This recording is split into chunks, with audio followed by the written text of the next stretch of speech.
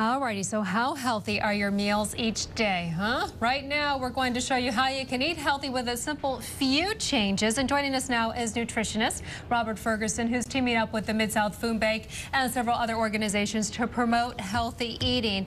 And you are named the People's Fat Loss Coach. That's right. You travel all over, right? All over, all 50 states and abroad, you know. And so this month is what again? This is Food Awareness Month, okay. Or, Hunger Action Month. It's also Childhood Obesity Prevention Month. So many things go back to the kitchen or food. And so being here in the beautiful Memphis, my goal as a result of United Healthcare bringing me here is to share with the food banks and the locals how you can eat the foods that you have access to, but eat them in a healthier way.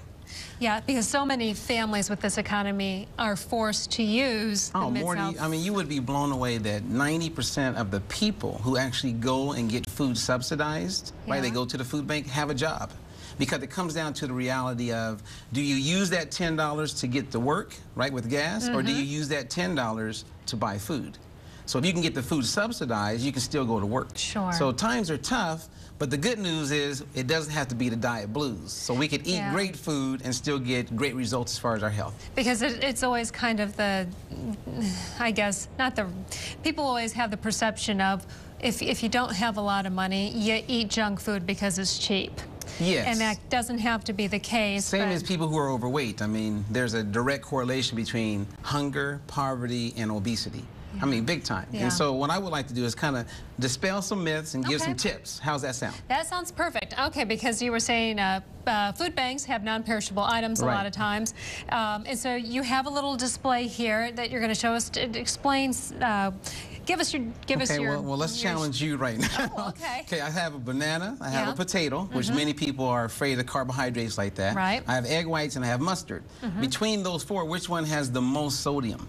Uh-oh, big question. Oh my goodness. I'm going to have to say the egg whites. Well, the mustard. Really? Yes. So in a tablespoon of mustard, you're getting about 150 milligrams of sodium. And most people are consuming much more mustard than that.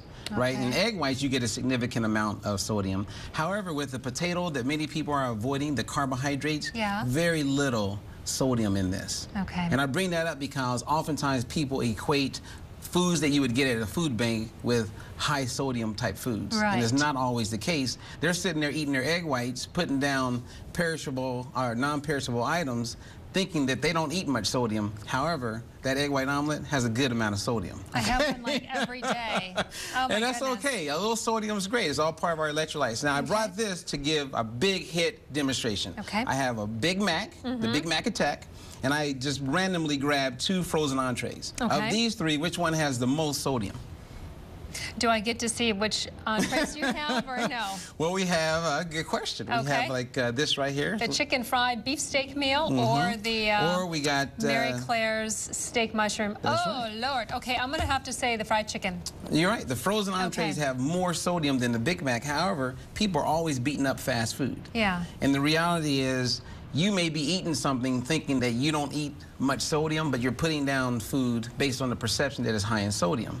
My whole thing is, look, if I had this can of beans, which we know comes with a lot of sodium, and you want to be heart healthy, then open up the beans, wash them real quick, and then cook them. Right there, you're going to take out about 50 to 66% of the sodium, and now you're eating something that's heart healthy. You're getting the benefits of the fiber. It's going to satiate you for a long period of time, and life is great.